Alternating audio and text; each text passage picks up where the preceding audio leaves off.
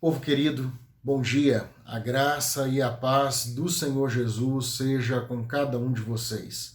Sejam todos bem-vindos a mais um programa Espiritualidade e Fé com o pastor Juliano Vilela. Hoje, gostaria de compartilhar um texto que se encontra no Evangelho segundo São Mateus, capítulo 19. Ele vai nos falar sobre o divórcio. Nesta semana, especificamente, na quarta-feira, nós tivemos o programa Sociedade e Cristianismo, onde abordamos o tema pandemia, divórcio em tempo de pandemia.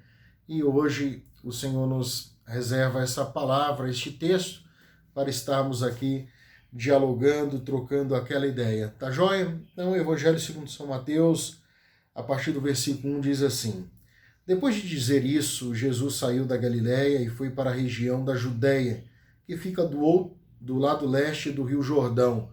Jesus está ministrando, Jesus está curando, Jesus está pregando o seu evangelho. Ele deixa nesse momento a Galiléia e parte para a região da Judéia. Lá na Judéia, no versículo 2, vai dizer que uma grande multidão o seguia. Seguia Jesus por quê? Porque elas se maravilhavam pelas coisas que Jesus falava e se maravilhavam mais ainda pelas coisas que Jesus fazia.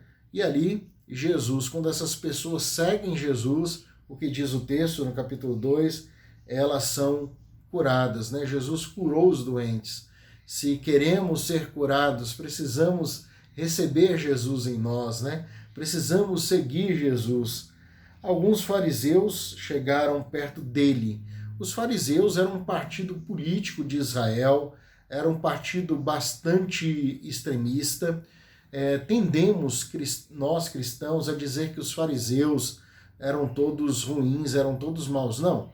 Existiam fariseus que eram homens de Deus, fariseus que faziam parte do partido político dos fariseus, mas que não eram homens terríveis. Nós veremos na Bíblia muitos homens de Deus que seguiram Jesus e tinham na sua formação política teológica o farisaísmo. Dentre eles Gamaliel, dentre eles Paulo, posteriormente. Então, alguns fariseus chegaram perto dele, né, perto de Jesus, mas a motivação dos fariseus em chegar perto de Jesus é totalmente diferente da motivação das multidões. Os fariseus, eles querem chegar perto de Jesus ou se aproximar de Jesus para colocar Jesus à prova, Jesus numa sinuca de bico, né, numa situação constrangedora, ou desmoralizar Jesus Cristo. É isso que acontece.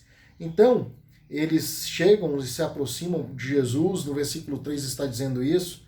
Será que pela nossa lei, então eles incluem Jesus, eles reconhecem Jesus como um judeu também. Então eles perguntam, será que pela nossa lei um homem pode, por qualquer motivo, mandar a sua esposa embora?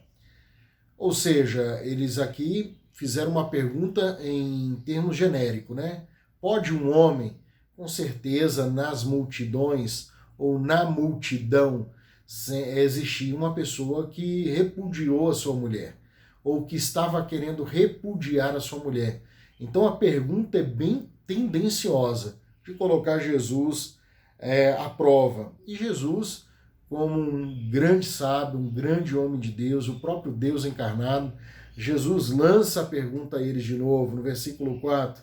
Por acaso vocês não leram o trecho das Escrituras?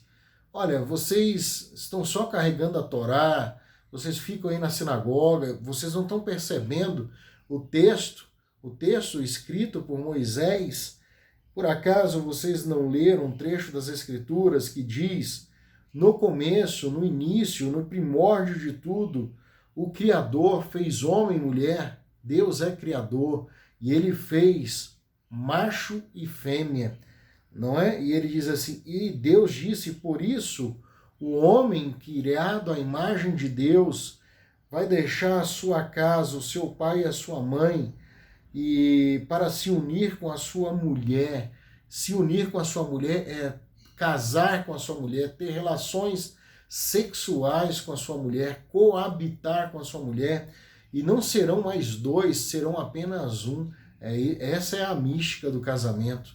Não é porque Deus criou um homem, Deus criou a mulher. E só há complementaridade na relação homem e mulher, porque o fruto desta relação que são os filhos, e nessa relação entre homem e mulher, no casamento, os dois não são mais dois, são apenas um, se tornaram um só corpo, e é isso que a Bíblia diz sobre o casamento. Então nós podemos entender, à luz das Escrituras, nós cristãos acreditamos nisso. Nós acreditamos, em primeiro lugar, que o casamento é uma instituição divina, foi criada pelo próprio Deus. Segundo lugar, o casamento ele é heterossexual, ele é entre homem e mulher, né? E segundo lugar, ele é monogâmico. Não diz que o homem vai se unir às suas mulheres ou às várias mulheres, ele vai se unir à sua mulher, ou seja, aquilo que o pastor Léo contou e compartilhou conosco na quarta-feira, fidelidade. O homem deixa a sua casa, a casa dos seus pais, e deverá ser fiel aos ensinamentos que recebeu da sua casa. E também deverá ser fiel à sua esposa, à sua companheira, em todos os sentidos. Então o casamento ele é criado por Deus, o casamento ele é heterossexual, o casamento é monogâmico e o casamento também é indissolúvel. Ou seja, aquilo que foi criado por Deus, que ninguém o separe, ou que ninguém o desfaça. É isso que Deus está dizendo em relação ao casamento. Assim já não são duas pessoas, mas uma só. Portanto, ninguém separe o que Deus uniu. Foi isso que o Senhor disse desde o início, e esses foram os planos de Deus. Entretanto, os fariseus perguntaram, então nesse caso, por que Moisés permitiu ao homem mandar a esposa embora, se der a ela um documento de divórcio? Bom, meus irmãos, o problema do divórcio não é um problema da nossa geração, não é um problema apenas da igreja evangélica ou da igreja católica. O divórcio é um problema da humanidade que tem endurecido seu coração. O coração do homem está endurecido. O orgulho, a falta de perdão, a falta do amor ágape. E por esse motivo, Moisés, num determinado momento, permitiu que os homens dessem carta de divórcio às mulheres, para que as mulheres não ficassem abandonadas à mercê da vida. Mas não foi assim desde o princípio. É isso que Jesus ressalta, é isso que Jesus traz à luz. E Jesus diz, olha, que não seja por relação ilícita, o homem pode separar da sua mulher por adultério. E se casar com outra, se torna adúltero com ela. Meus irmãos, nunca foi plano de Deus que houvesse o divórcio. O divórcio, ele acontece por causa da dureza do coração do ser humano. E num divórcio, quem mais sofre são os filhos. E alguns casais, eles tendem a acreditar que o problema está sempre no outro. Porque o outro era assim, porque o outro era assado, porque eu não ouvia. E empreendem no novo relacionamento e percebem que só mudou o cenário e só mudou a pessoa, os problemas continuam. Porque muitas vezes, não são todos, mas a maioria das vezes o problema é o nosso coração. É o nosso coração que não se submete a Deus, à vontade de Deus e até mesmo ao próximo, né? O amor a Deus sobre todas as coisas e o amor ao próximo como a nós mesmos. Nesse caso, eu não estou dizendo que um casal, que a mulher sofra violência física, psíquica e emocional, ela tenha que continuar com seu marido. Não. Em primeiro lugar está a vida. Deus é o Deus da vida. Se o homem te ama e verdadeiramente te ama, ele não vai te bater, ele não vai te humilhar e não vai te colocar para baixo. Isso é pecado e, além de ser pecado, isso é crime também. Então, nesse caso, no caso de violência, se não dá para viver junto, que também se afaste. Mas lembrando, talvez o casamento nunca tenha existido realmente. Tenha começado numa mentira, numa proposta mentirosa, onde alguém disse que iria amar, mas não disse e não agiu com verdade.